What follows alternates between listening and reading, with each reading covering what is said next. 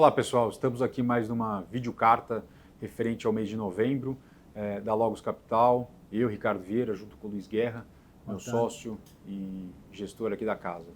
A gente separou aqui 4 temas para discussão sobre o mês passado e uma perspectiva para o final de ano e começo do ano que vem. O primeiro deles, que foi mais recente, inclusive, é a questão da nova variante do coronavírus. O segundo tema que a gente vai abordar aqui em relação à política fiscal e a política, de fato, doméstica. O outro ponto aqui que a gente definiu importante é em relação ao Fed, né, que foi um pouco mais hawkish, e a última dinâmica de resgate dos fundos em relação à indústria brasileira. Então vamos começar pelo primeiro ponto.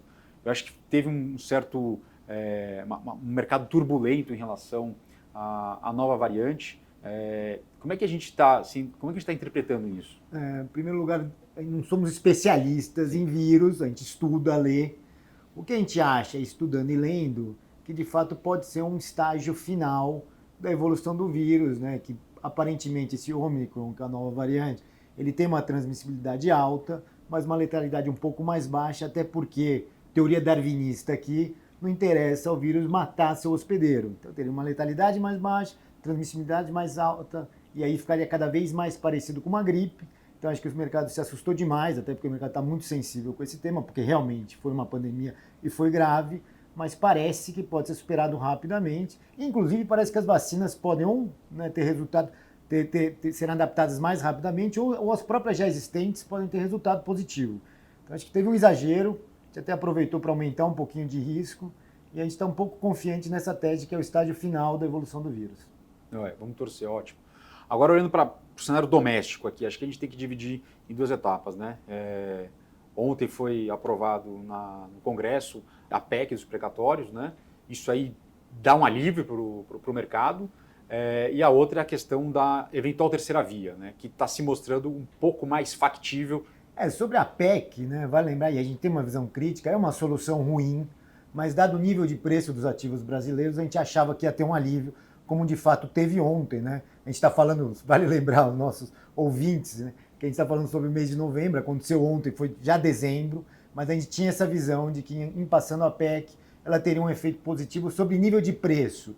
Lembrando que a PEC representa um rompimento com relação à única âncora fiscal que a gente tinha, que era o teto de gastos, então ela é ruim, mas dado o nível de preço dos ativos, muito baratos no Brasil, existe um certo alívio porque você ganha visibilidade, né? O que o mercado não gosta é incerteza. Aprovou a PEC, você consegue ter visibilidade, o cenário fiscal ainda é ruim, mas você sabe como vai ser. Então ganhou visibilidade, já teve uma mudança de nível de preço, a gente acha que pode continuar ao longo de dezembro.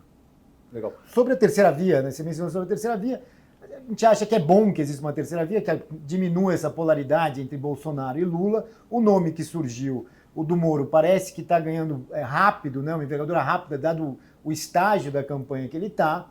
Não é um nome ideal na nossa visão, mas pode ser que surpreenda, né? Ele chamou o Pastore para auxiliar na parte econômica, que é um excelente nome, não deve ser ministro, mas ele está procurando se preparar para a candidatura. Isso é ótimo, até para evitar essa polarização que está muito ruim no Brasil. Legal, agora vamos para o ponto internacional, que é em relação aos bancos centrais globais. Eles foram um pouco mais hawkish nos últimos comunicados, né? E sobretudo o Powell, agora no Senado, né? No testemunho dele.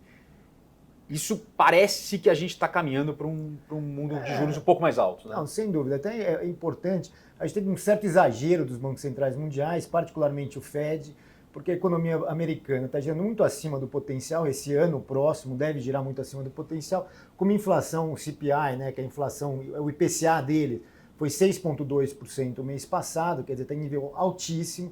Então a gente acha que é saudável que ele tire, né, esse afrouxamento monetário, que eles chamam de QE, são 120 bilhões de dólares ao mês, ele deve acelerar o passo, deve retirar isso rapidamente, a gente acha bom, e deve subir os juros gradualmente, isso é importante para a economia. Lembrando que, né, vamos dividir aqui, olhando só para os Estados Unidos, quando você tem um aumento de juros, porque a atividade está muito forte, a população está empregada e está tudo indo bem, não é ruim para os ativos lá.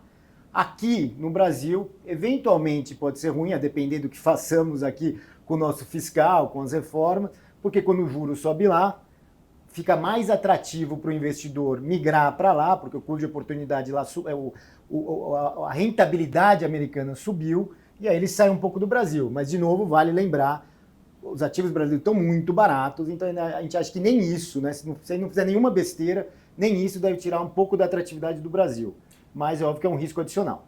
Não, e é um ponto que você mencionou agora sobre a atratividade, existe também na indústria brasileira resgate de fundos, né? As pessoas estão saindo relativamente um pouco de bolsa e indo para outros ativos, né? A gente mapeou aqui, né? A gente, de fato, a partir de setembro deste ano, nesse semestre, basicamente, a gente teve, de fato, ao longo da indústria brasileira, um resgate significativo de bolsa, né? Isso é muito importante, que quando o juros sobe, né? A gente sempre gosta de comparar com a NTN, com o juros real. Mas quando o juros nominal sobe no Brasil e a curva indica que ele pode ir para perto de 12%, quer dizer, você perde a atratividade dos outros ativos, que o juros é o custo de oportunidade do dinheiro. Então, se ele vai para 12%, o investidor menos sofisticado, e entraram vários na Bolsa recentemente, ele fala, pô, se eu posso ganhar 12% nos juros, o que vai me compensar isso em Bolsa? Então é um resgate natural, um fluxo natural. A gente acabou operando mal isso aqui na Logos, mas porque é muito difícil mesmo, quer dizer, você tem que sair dos ativos onde tem mais esse tipo de investidor, é difícil, é muito rápido. A gente acha que agora, dado que caiu demais esses ativos, eles também estão muito interessantes, mas teve esse movimento, talvez continue tendo mais um pouco, mas a gente acha que boa parte dele já aconteceu, que é essa migração para a renda fixa. Legal. Agora, olhando para final de ano, começo do ano que vem, como é que a gente está se adaptando aqui na carteira? Conta um pouco. Não, a gente acha que assim, passou a PEC, que foi um lado positivo, agora, né, tem aquela brincadeira que se faz, se o Congresso entra em recesso é ótimo, porque notícia ruim a gente não vai ter mais, né, porque a política atrapalha muito os investidores brasileiros, então tem um Congresso em recesso, tem esse risco americano, que a gente tem que acompanhar os dados lá, como é que vai ser, não só os Estados Unidos, vale para alguns bancos centrais, porque de fato a inflação está vindo muito acima, né, quase todos os países no mundo estão tendo esse risco inflacionário, a gente acha que é transitório. O Powell acabou de aposentar o termo transitório, a gente tem uma visão um pouco mais crítica de que é transitório. A gente acha que no segundo semestre do ano que vem as coisas devem se acalmar, porque é uma inflação particularmente de bens, não de serviços. Então, quando o mundo normaliza, deve se ajustar numa inflação bem mais baixa que essa, mas tem que monitorar. E aqui a gente acha que o nível de preço está extremamente interessante, né? A Bolsa perto de 100 mil pontos, os juros perto de 12, e o câmbio é 5,70. Quer dizer, o Brasil parece muito barato se não fizer muita besteira. O problema é que o Brasil geralmente faz muita besteira. Não, legal, mas vamos pensar agora em alguns nomes aqui, Guerra. Eu acho que a gente tem a questão que você falou da parte inflacionária, a gente também está recheada disso na carteira. E alguns bons nomes em relação a eventos de curto prazo. Inclusive, no mês passado, a Ânima, né? O que você tem pensado? A gente continua bastante comprado, né, em energia elétrica, que é um setor que negocia, né, uma conta que a gente faz que é a TIR real, que seria uma comparável aos juros real, né, com um spread, né, muito grande sobre o juros real, que é a NTN, mais ou menos 12%, uma Energisa, que a gente gosta muito, CESP, que a gente gosta muito, voltamos a comprar Sabesp esse mês, que a gente gosta muito, e o juros real está 6%. Então esse é um setor que a gente gosta. A Ânima, que você mencionou, a gente sempre teve na carteira.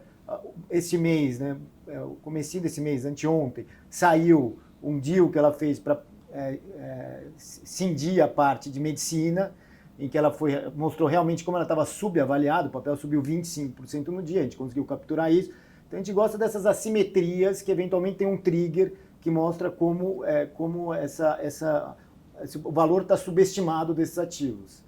Commodities também na outra ponta, porque a gente faz o que se chama lá fora de barbell, né, uma carteira balanceada, ou seja, se as coisas derem erradas no Brasil, a gente tem um pouco do setor de commodities que ganha com a depreciação do câmbio, são as melhores empresas do mundo, né? A gente gosta muito do setor de celulose, que a gente já mencionou na videocarta passada, então Klabin e Suzano são dois nomes que a gente continua na carteira, a Votorantim Alumínio, né, a CBAV, é outro que a gente carrega desde o IPO, a gente gosta muito, que é o alumínio, uma commodity que a gente gosta muito mundialmente, e ela está muito bem posicionada aqui no Brasil.